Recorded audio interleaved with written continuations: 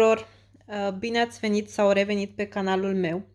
Am fost astăzi pe la Carrefour și am zis să împărtășesc și cu voi ce am cumpărat eu de acolo. O să încep din partea stângă cu produsele alimentare și am să termin cu partea dreaptă unde am doar câteva produse nealimentare. Am cumpărat un îndulcitor alimentar, nu-l folosesc foarte des pe acesta, decât în momentele când simt nevoia să beau o cafea dulce, dar nu în fiecare zi, doar din când în când. Ca și gust, mi se pare ok, comparativ cu alte produse pe care le-am încercat, ăsta e unul cât de cât acceptabil. Am aici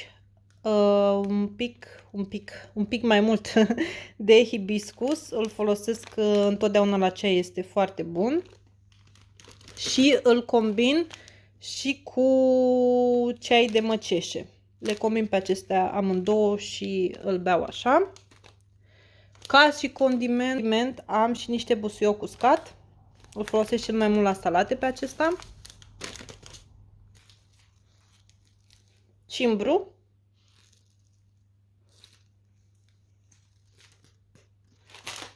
Măceșele le-am spus deja. Am aici o sticlă de aeran. Am găsit, nu l-am mai văzut pe acesta până acum, e prima oară când îl văd în Carrefour. Lapte de migdale barista pentru cafea. Sunt curioasă dacă este bun, după ce îl termin în prostele de empty o să vă spun și vouă dacă mi-a plăcut. Aveau și din soia și din lapte de cocos, dar am zis în primul rând să încep pe acesta de migdale, să văd dacă îmi place, iar apoi o să trec și la celelalte. Frișcă, aceasta este fără lactoză, este cu ulei vegetal. Nu este tocmai ok, dar eu nu stau bine, nu mă înțeleg bine cu lactoza. Un plăcintar, încă nu m-am hotărât ce o să fac cu acesta. O să mă uit la câteva rețete pe internet să văd ce este mai ușor de făcut. Cafea capsule Davidoff pentru aparatul meu Nespresso. Sunt foarte bune aceste capsule. Aici am câțiva ardei capia, mai exact 366 de grame.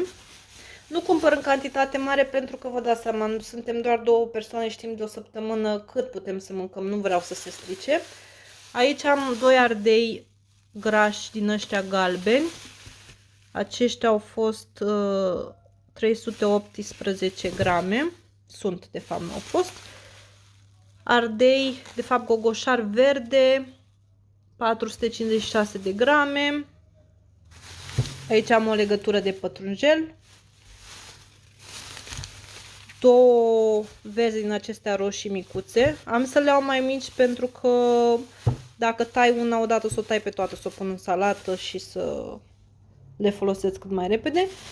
Aici am niște ardei din aceștia, nu știu exact cum se numesc în română, aceștia mici, nu ustură, dar sunt foarte aromați. Îmi plac foarte mult, mai ales, nu știu, în omlete sau în ceva prăjeli, un stir fry.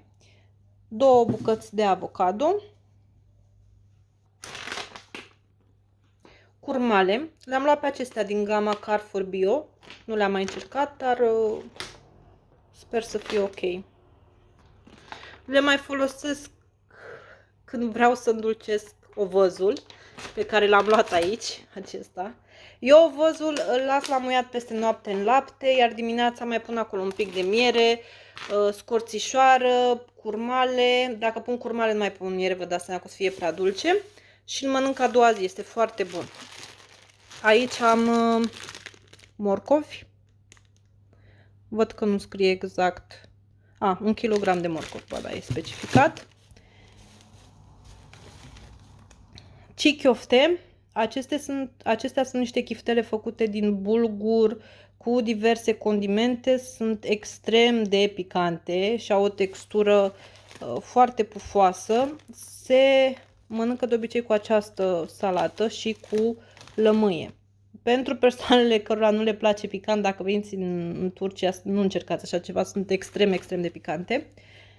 Salam italian feliat, 152 de grame. Pastramă de vită, 138 de grame. Foi de Duffing, că am rămas fără. De fapt au expirat și le-am aruncat, așa că am cumpărat altele. De data asta am luat cantitate mai mică. Ciocolată cu 82% cacao. Asta îmi place mie cel mai mult. Aici am luat broccoli. Cât este acesta? 400 de grame. Așa. Icre de pește. Asta este singura formulă prin care o găsesc icrele de pește în Turcia. Nu m-am găsit sub altă formă. Nu sunt foarte ok acestea comparativ cu cele care se găsesc la noi în țară, dar dacă nu am, din acelea cumpăr și eu ce găsesc. Mi-era foarte, foarte poftă de așa ceva. Eu mai adaug oricum lămâie pentru că mi se apleacă, sunt destul de grase. Mai am aici niște, nu e gumă asta, sunt niște bombonele cu mentol, fără zahăr, văd, probabil sunt cu un dulcitor, soțul meu l-a ales pe acestea. Alune trase prin făină și apoi prăjite, expandate, nu știu exact să vă explic modalitatea prin care se fac acestea. Sunt foarte bune, dar tot așa soțul meu mănâncă snacks-uri de genul acesta, eu nu mă ating pentru că nu face bine. Aici avem miere de astragalus și cimbru. Astragalus este o plantă, atât știu despre denumirea ei, nici eu n-am mai întâlnit-o până să cumpăr această miere. Am intrat pe internet și am citit denumirea în română, nu știu să vă zic mai multe, dacă doriți căutați pe internet, dacă doriți să aflați mai multe. Și mai avem aici 10 ouă organice, tot din gama Carrefour Bio. Și am terminat cu produsele alimentare. O să trecem și la cele nealimentare, nu am foarte multe aici. În primul rând am găsit acest suport pentru cuțite și mi s-a părut destul de interesant pentru că puteți să puneți și aici deasupra și de desubt.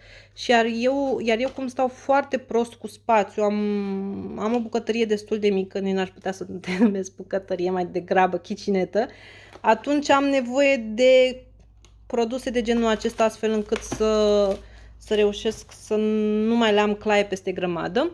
Și am găsit și pentru linguri, cuțite și furculițe. Și vedeți, au spații și aici și mai undeva și aici. Și atunci cred că o să mă ajute cât de cât. Am să le încerc să văd cum sunt, dar n-au de ce să nu fie bune. Adică până le-am văzut chiar am spus, o, Doamne, ce salvare. Oțet alb. Pe acesta eu nu-l folosesc la mâncare, ci îl folosesc ca balsam de rufe pentru lenjeria intimă. Mie personal nu-mi place să folosesc la lenjeria intimă balsam de rufe din acela normal, așa că prefer să-l folosesc pe acesta. Se spune că ar fi și dezinfectant. Nu știu ce să spun despre asta, nu am informații mai multe, dar îmi place să-l folosesc pentru că ați văzut după ce folosiți balsame, mi se pare că cumva se încarcă țesătura.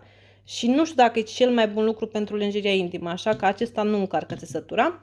Dar am cumpărat și un balsam de rufe cu lămâie și cu vanilă, este acesta, de la marca Vernel. În România marca Vernel este Silanul. Deci exact același produs, doar sub altă denumire. Bun. Șervețele faciale, 100 de bucăți, sunt ok acestea.